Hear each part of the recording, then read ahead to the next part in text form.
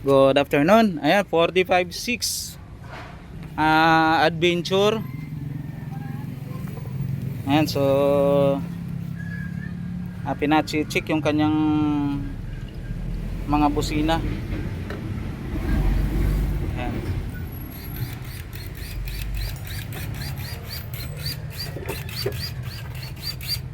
Ito yung mga legend sa kalsada.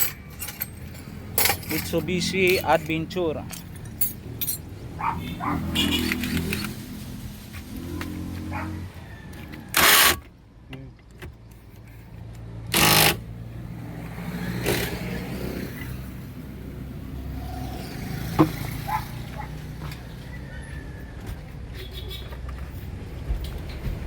Ano pala ito mga ka-brom-brom? GLS Sport.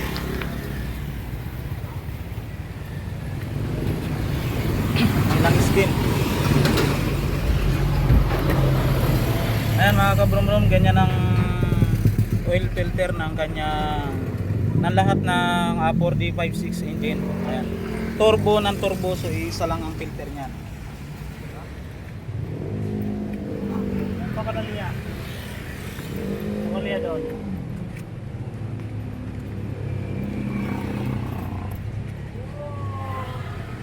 Stock up.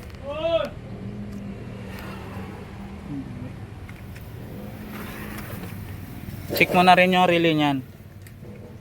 Ano naman, baka maputan. Relay.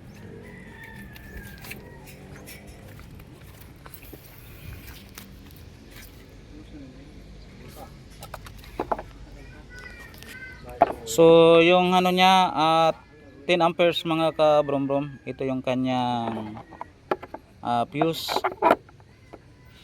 So pag magmula sa taas ay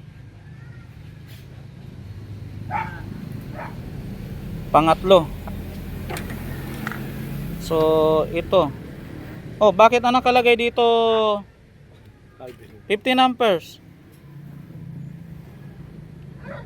Dapat ito Aldre ano lang, 10 amperes lang sa busina nito. Ayan oh, so ang nakalagay niya is 15 amperes mga ka-brom-brom. Yung asul na yan, 15 amperes yan. So nandito niya, ang designated fuse niya is 10 amperes. Ayan, so papalitan natin yan. Tapos meron pa dito ng ano. Mukhang may itlog pa dito ng dinosaur oh.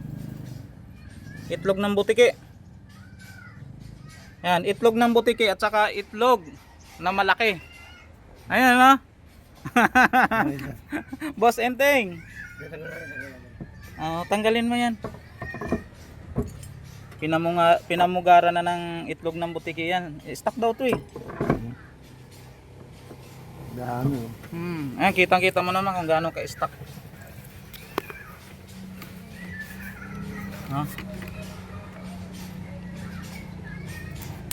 Tuyo na boss. Tuyo na, wala na ano. Sige, linisin mo yan, i-vacuum mo. Ayan, shout out sa may mga 4D56 engine na Mitsubishi Adventure. Ayan, please subscribe, like, and share. So dito sa content na to wala tayong ano dito maliban lang do sa chinik natin yung kanyang busina.